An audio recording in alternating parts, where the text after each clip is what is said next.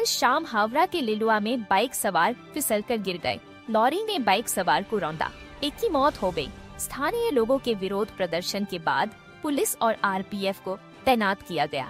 उपद्रवियों की पहचान करने और सड़क सुरक्षा संबंधी चिंताओं को दूर करने के लिए जांच जारी है।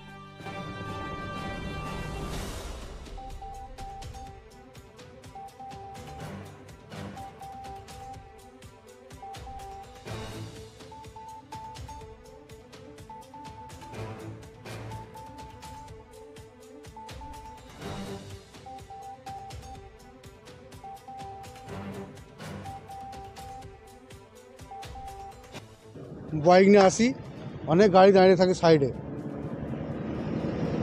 গাড়ি দাঁড়িয়ে থাকে। আমরা দেখি, প্রায় দেখি, কিন্তু এরকম তো মানুষের বিপজ্জনক না। মানুষ যাবে কি করে এরকম রোডের গায়ে? একটা মানে হচ্ছে 1 বাই রোড, সাইড রোড। এটা সাইড রোডের লোকের সাইডে দাঁড়াবে কি করে? মানুষ যাবে কি করে রাস্তায়?